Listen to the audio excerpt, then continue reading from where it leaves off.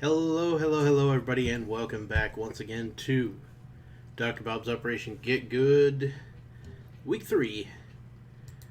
Alright, so some of you may notice this one's a little late. And the reason it's a little late is because I just finished solving the fourth problem. It was pretty difficult, but I did get it. Alright, so let's go in order, starting from the first one, of course. This one's called Greedily Increasing Subsequence. It says, given a permutation A of the integers 1 to n, so that's some ordering of the integers 1 to n, we define the greedily increasing subsequence in the following way. You let the first subsequence value equal the first value in the permutation, and then let the next one be the leftmost integer in A that is strictly larger than the previous. Now, because they said it's a permutation of the n integers,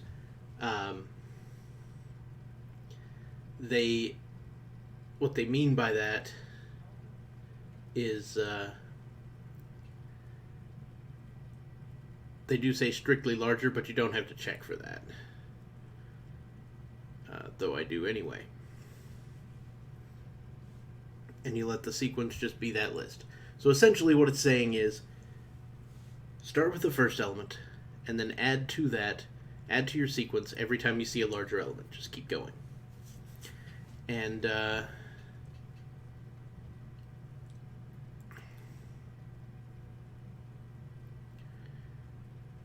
that's the idea. Just given the sequence, compute the greedy increasing sequence. Alright, so you just read in the number of elements, then you read in the second line, and then with all the elements in it, and then you just do exactly what they said. Now, what it does say is it wants you to output the length of the input, then the actual sequence. So, sadly, I actually submitted this once and got it wrong because I didn't have the length in there. So make sure to go ahead and read what is exactly being asked for. So let's have a look at my submission real quick. It's very quick. I first input the first line and don't do anything with it because Python, because I'll be getting the next line altogether. And then in the next one, I say, for every x in input.split. So that's all the values in input.split with a space. That means take the input string, split it up based on a space, so I get a list of all of the input strings separated by spaces. That's basically all of the strings for the integers. And then I say for all of those, I want the integer value of that. And that gets put into a list. This is a list comprehension. They're pretty cool. So I'm going to say, so that's my sequence here. Then I say, alright, so I'm starting with the first one, and here's my output. And here's my count. I didn't actually grab the sequence. I just output the sequence. My original version didn't even output, or didn't even make this output string. It just output the sequence. But again, I have to count it. So I'm storing that value, and then after I count it, I print the output. So I go through for every x in the sequence. If we're on the first one, I go ahead and increase the count, and I set my greatest value equal to x. I set first equal to false, and then I add the string value of x to the output. And the reason I have that first variable in there, the reason I had it there for the first time was to tell me whether or not I wanted to put a space between this and the next one. So then I say if greatest is less than the current x, increase the count, set the greatest equal to x, and add that to our output. So there we go. Just goes through and adds them all up. Alright, so number 2, problem number 2, it's called alphabet. It says a string of lowercase letters is called alphabetical if some of the letters can be deleted so that the only letters that remain are the letters from A to Z in order. Given a string S, determine the minimum number of letters needed to add anywhere in the string to make it alphabetical. So it's saying, how many letters will you have to add or insert to make this an alphabetical string? Another way of saying this is, if you can find the longest string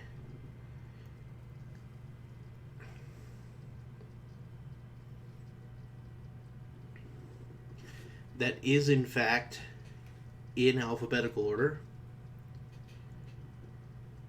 you can find the longest one of those, then you just need to add the remaining letters to that string.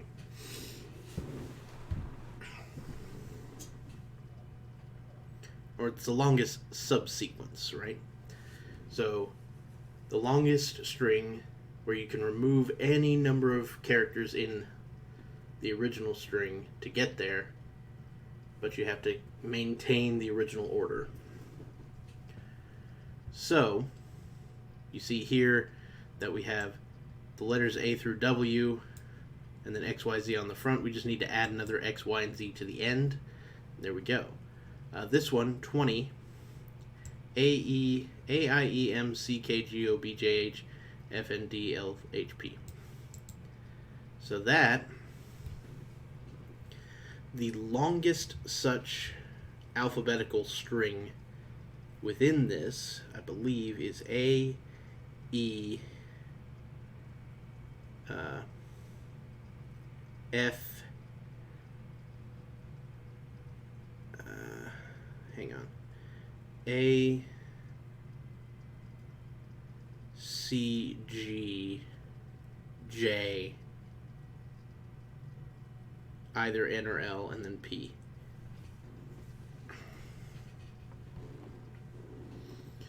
So that's a length of 6. We add 20 characters to that to reach the thing. So this invokes one of the classic dynamic programming algorithms called the longest common subsequence. So the idea is, you want to know what the longest subsequence in common with the string that you have and the string that is the alphabet from A to Z is. Whatever that longest one is, that's how long your longest alphabetical subsequence is. And then you just need to do 26 minus that length. So here's the code, 7 lines of Python. I grab the input, then I create this array. Now this is my dynamic programming array, and I say I start them off at 0, and I have 27 columns, so the first row and column are all going to stay 0 forever. And each row and column represents the length of the longest sequence using only the first so many characters of each string. So, say the 7th row and the 14th column would be the longest common subsequence using the first 7 characters of the input string and the first 14 characters of the alphabet. So the answer is going to be in the bottom right hand corner, or rather we're going to get 26 minus that. And there's your bottom right hand corner. And so what I do is, for every character in the line and then every character in the alphabet, I check the longest common subsequence. So we say that the value at I plus 1, j plus 1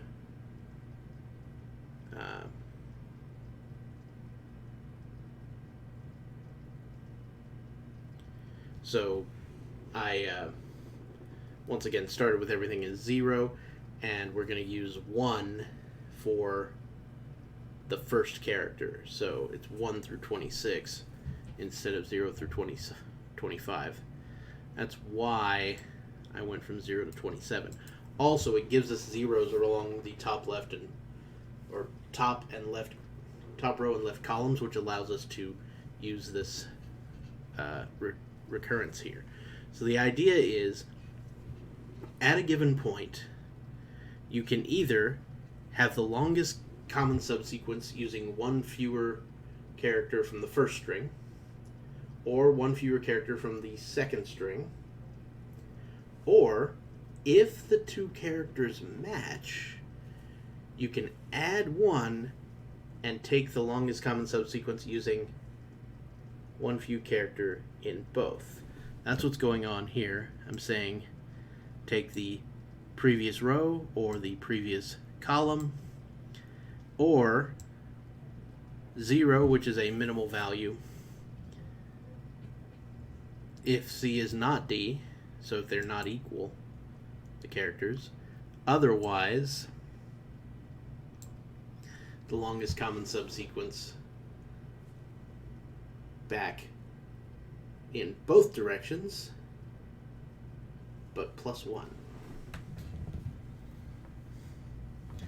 So that's how that little thing works, and this came out pretty quick, 0.02 seconds. Alright, Moogle, which has nothing to do with Final Fantasy, sadly. So the idea was you're going to make some map software, Moogle maps. You've got a list of addresses on a street, and these are their houses, and you can store up to so many of them. So you've got like 4, here you say you have 4 addresses, and you're going to store up to 3 of them. And we want to know what the minimal error we can achieve with this data. Okay? So the minimal error, 4 and 3, so the idea is,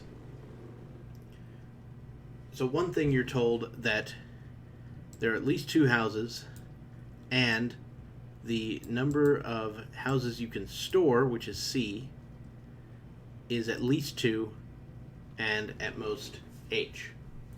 Now C, because the formula they gave only gives you interpolation values for houses, this is the formula they gave right here. Because the formula they gave only gives interpolation values for houses between them, we can assume that 2 of those stored houses are going to be on the ends. So what we can do is we can assume those are stored and then reduce the count by 2. Then we need to make an observation. The observation is that for the rest of them, as you go along, there will be a first house that you store. So as you go along, there'll be a first house you store, and whichever one you pick, if it's the first one you store, then you go ahead and count the interpolation error for the previous section, and then you would find the same value, or the same you would run the same problem essentially using 1 fewer stored house on the remaining part of the list. Okay? Now, my solution, I wrote this one in Java, and it's slightly off because I didn't realize I didn't need one of my dimensions. But here's how it works. So I wrote a function called value. This value will give you the minimal error total for all the houses, given a starting point and an ending point, and k, how many houses you have left to mark. This is a memoization function, and what it says is, or it's a list of memos, and what it says is we're going to start, or before we, this is a technique of dynamic programming called memoization, and the idea is, so I'm going to pass in start, end, and k to this function, right? The thing is, I may end up passing start, end, and k multiple times to this function. And if I do, if I pass the same 3 values in, I shouldn't have to recall the function. So what I'm doing here is I'm storing the values of these functions as I return them. So down here, when I begin, I initialize, so I create this array called minError, and I go through and I fill it up with -1s. So at that point, I've minimized, I've set everything to -1, and then I say if, at the very beginning of this function, I say if our starting, ending k value, if that memo spot is greater than or equal to 0, which means I've changed it from -1. That means I've already called this function with these arguments, and I can just return the result from last time.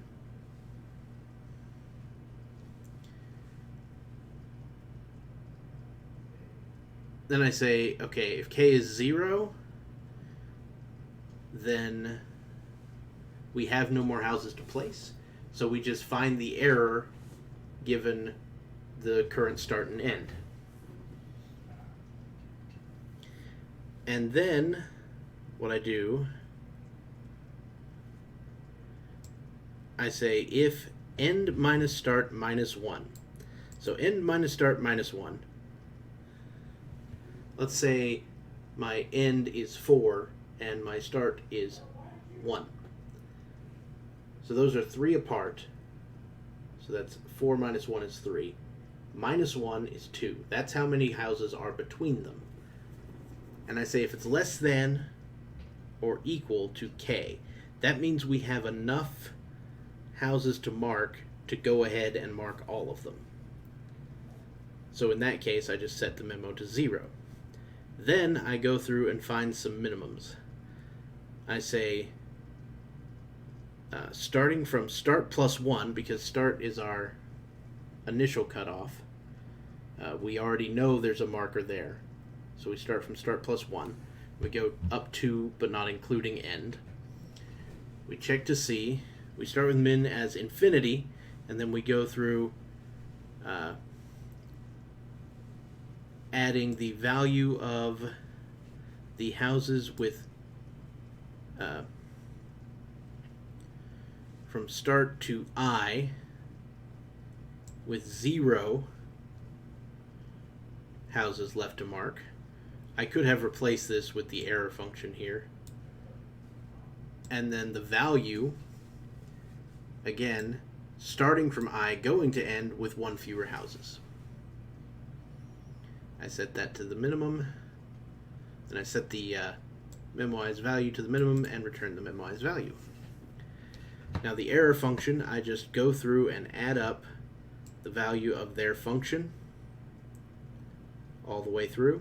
So set the result to 0, go through from start +1 to end, adding up the absolute value of the difference between the two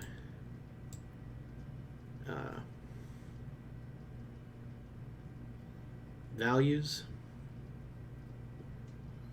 and that returns the result. And then as I go through, take my input, here I subtract 2 from the number of houses to mark because we already know two of them are going to be marked. I go through parsing the houses out, and then after I'm done parsing the input, I literally output the value.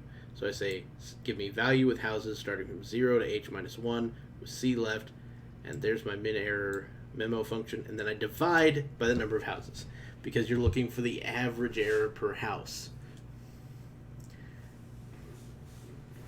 Whereas this returns the total error. You definitely want to keep track of the total error rather than the average error, because then you just have to multiply by the length again and then get it back out, and nobody wants to do that.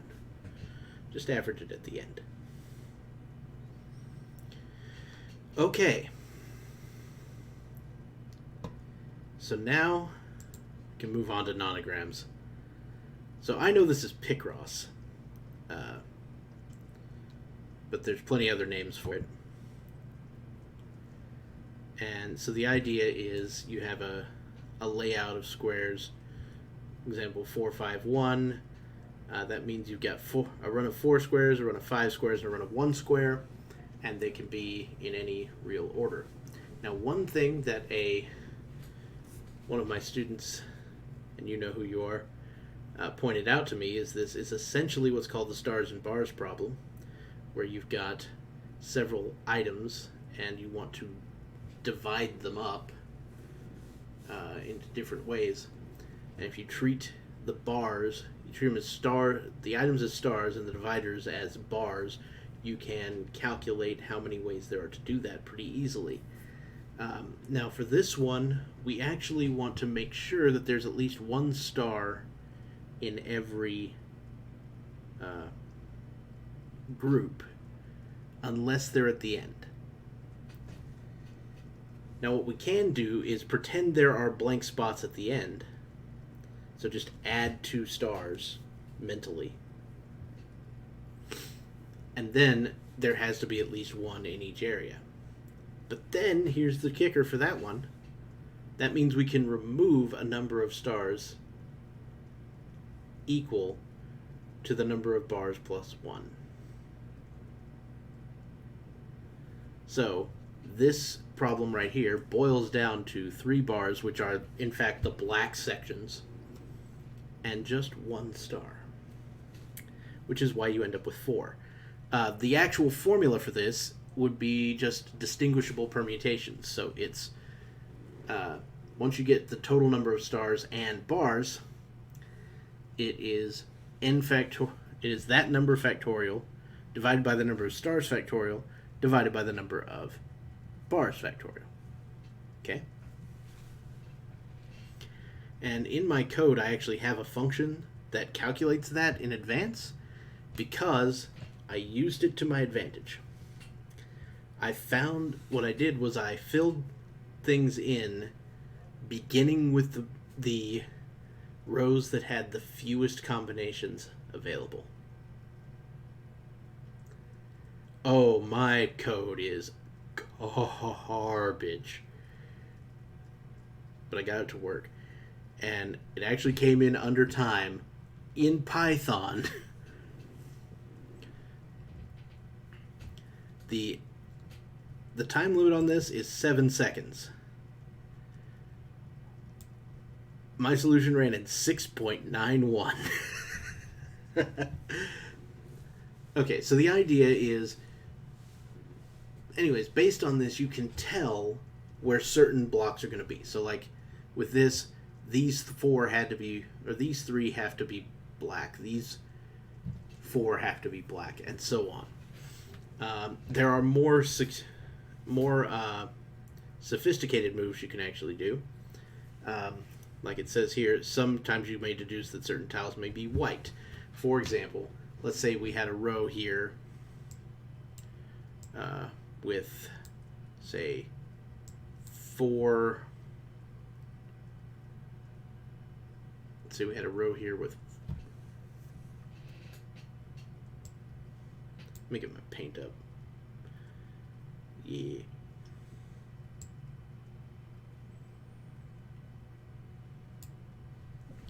So let's say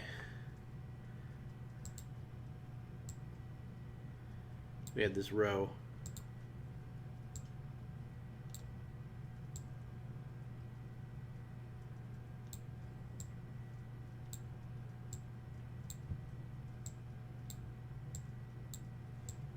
8. Real professional. And let's say there was a clue here that said 3.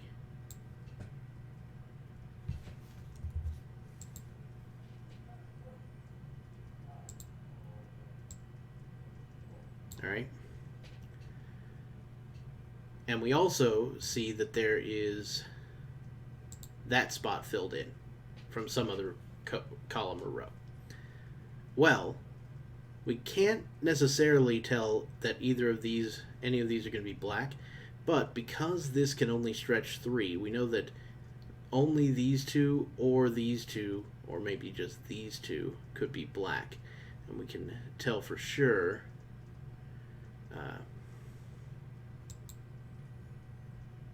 that these are going to be white. And you sort of mark them out. Now, one way of solving this problem is coming up with really generic or really specific ways of solving rows and getting down to the really brass tacks of the situation. I was looking for a slightly more generic way of doing it. So, let's get back over to the thing. Alright, so let's look at this nasty code. 6.91, y'all. Alright, so the first thing I did here, this is a dictionary for holding memoized results. We'll talk about that here in a second. Here I did a couple of little helper functions for my purposes. I said try white position, try black position. So given a row and the position within that row, and nums is the clues are the clues for that row. I said if it's white, we'll make it a dot. If it's then we check to see if there is some valid configuration including that dot. And if there is, great. If there's not, get out. And then I set the position back to the question mark that we don't know about. Same thing for black, except I use an X. This is a function that no longer gets used. There's a lot of code still stuck in here. Remove edge whites. That is a thing that just gets rid of all the dots on either side. There is a trim function for a string, but row here is technically not represented as a string. It is represented as an array of single characters, which in Python are they themselves strings. But I wanted to be able to individually edit the characters if necessary. So there's that. So, to check to see if in a row, given a list of numbers that are clues for that row, to check to see if that is valid, I have a mess. So first I get rid of all the whites on the edge. So that gets me nothing but question marks or X's on either edge. And that's what I start from. The next thing I do, I check to see if the length of the row is less than the total number of values in the clues, or the total values in the clues plus the number of clues minus 1. So what that is the total, the minimum number of space that is taken up by black squares from the clues.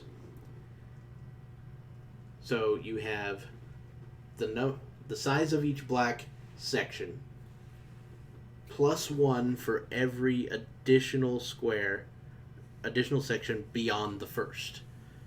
So that's why I had the length of the numbers minus 1.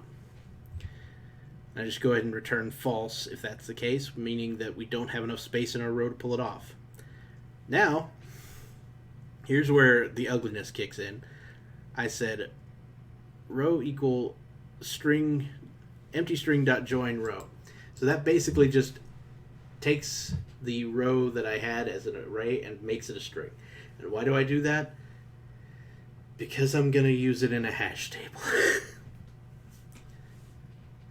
And I also hash the numbers. I have to convert that to an array of strings so it can then be joined together. And then that, the tuple involving the row and the string of numbers, becomes a key into the dictionary D. This is essentially the same thing as memoizing from before. It's just I have to get it into a representation that is a hashable representation. So if I ever call this function with the same row and the same numbers, it will look it up in the table and return the result. Then I go through for every character left in the row.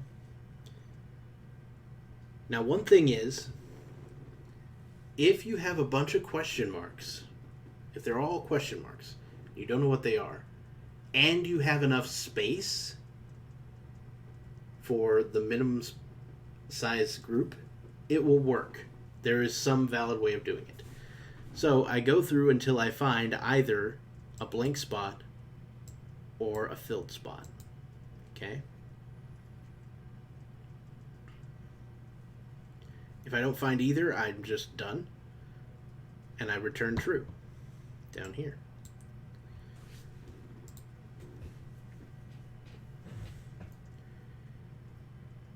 Now I say, if the row I,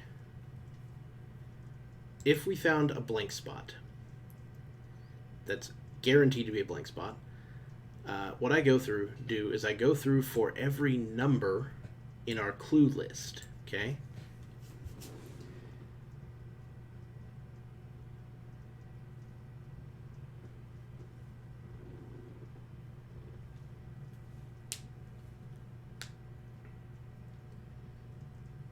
We're going to check to make sure that the number of black squares that we're basically going to, so this blank space can be separating the black squares in this row in several different ways, and it can be splitting them at different points along the list. And what I do is I just go down that list and say, all right, check to see if it's valid to the left of that, using only the first part of the row up to this point I, and then using only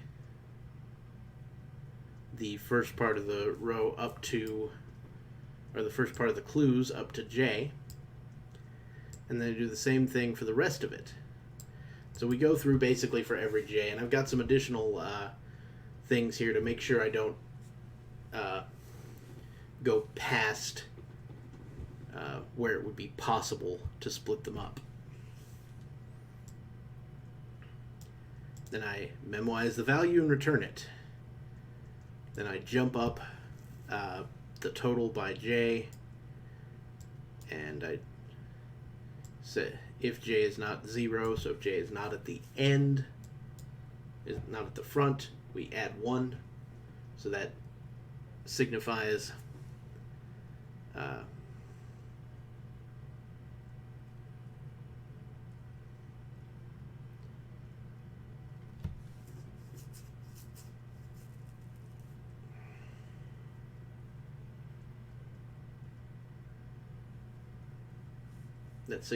that there's an additional space being added to the left side. Total keeps track of the number of required squares to be on the left side of I, if it's valid. Then here I do one that checks the very end because that didn't get checked in this loop. I want to check the last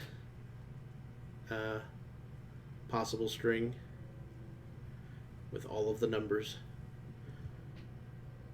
just to the left of I. Now, if we have a black square, it's significantly more complicated. What we do is we say, again, same sort of situation, but then we're going to find this monstrosity, which basically says,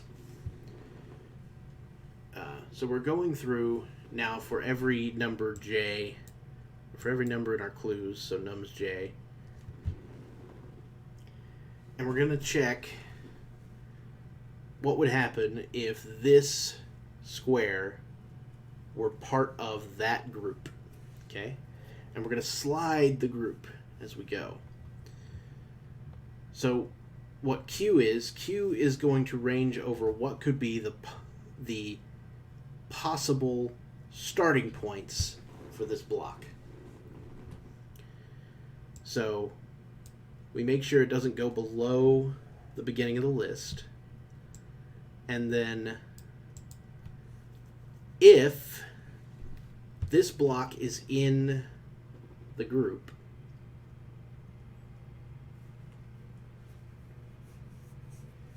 then we check, then the furthest it can go is nums j minus 1 to the left of I. So that's what this is. And then over here, the furthest it can start forward is either far enough to the right to hit the end, or our point I. Now, this is actually I plus 1 and plus 1 on the other, because, again, the range function is inclusive, exclusive.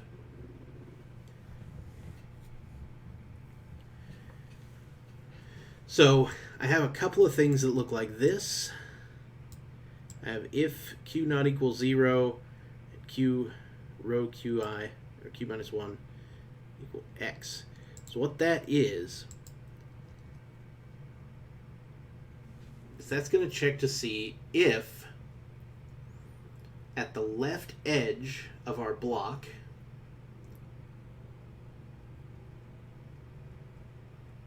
if it's not the very edge of the row, and it itself, and on the other side of it we find a black square, that means this isn't actually the end of the block.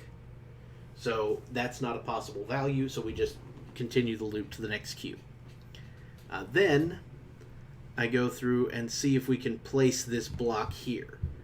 So I just go through for the range of R. This is over the length of this block.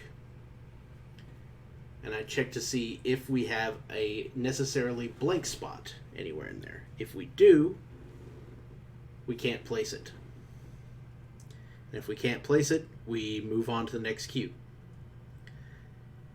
Same thing if we're at the right edge or the value past the right edge is a...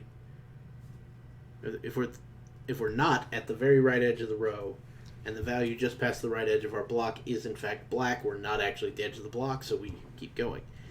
Then I finally check the left side of this to see, so the row past the left edge and the previous clues, and then the row past the right edge and the subsequent clues, and if those return true, we have a valid solution. Then I update my totals and move on, set these, and then in either case, if we get through all these checks and never find a valid solution, we return false after looking at the very first non-question mark. Eventually, this will get to a point where there's nothing but question marks in the row, and it just returns true when necessary. All right, then I have a thing that gets a column from our board. These are no longer being used. This is my factorial function. This counts the number of rows, or the number of valid possible rows for a given set of clues.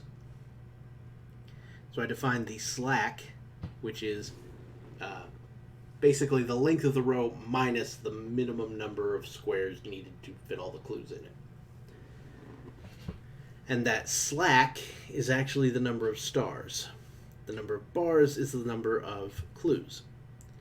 And so it's the factorial of the number of bars plus stars divided by the number of stars divided by the number of bars. And then this board string, and this is where some of the magic happens. I go through the string, through the row, and if I have a question mark, then I try white, try black, and if both of them are true, I return question. Otherwise, if only the black is true, I return X. Otherwise, I return, or I add dot.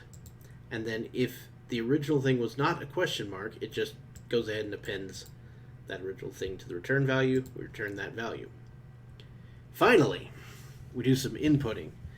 So we grab the input, we grab the number of rows, we grab the number of columns. Then I set up my board containing nothing but question marks all the way through, and this is an array of strings. Array of strings. And then I have the row specifications and column specifications. I do those inputs in one line.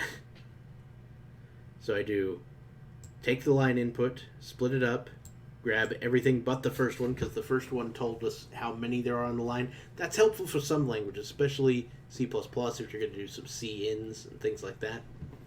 But for this particular operation, I just wanted the rest of them. So I then grabbed the integer value of each of those,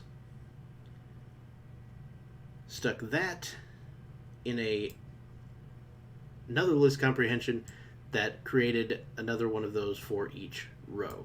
And this creates them for each column. Now, I go through and I add some things to counts. So counts is going to be an array of tuples. The first value of the tuple is going to be an integer. It's going to tell you how many combinations there are for a given row or column specification. The second one will be another tuple, the first value of which is true if it's a row, false if it's a column. And the other value is what number column it is. I then sort the list by that counts. Sort the counts by that first value. So that's going to put us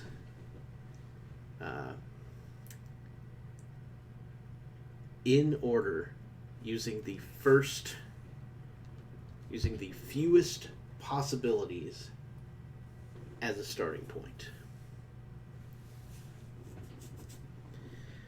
Then I go through for every. Now I check to see, I say updated is true, and then while we're updated, immediately set updated to false, and then I go through for every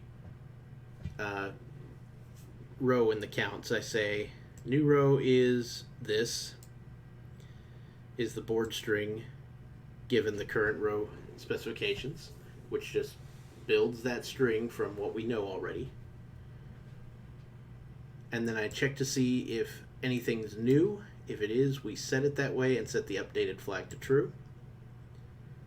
Then this right here tells me if it was true, then it corresponds to this true, which tells me it's a row. Here it's a column, so I tell it to get the column from the board, get the board string from that, do the same thing using the columns. Note the indices are swapped, and that will build the entire board out. Finally, print the silly board, and we're done. It's a mess. It barely gets in under time. I imagine if you wrote a similar thing using Java or C++, you could get it done much faster. But this, my friends, was an adventure. Alright. Probably stick to just the 3 problems this week. I'll be sending this out fairly shortly. And sorry about the delay. But, yeah. This has been an experience.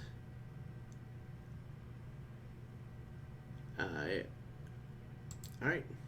Thanks a lot. Bye-bye, everybody.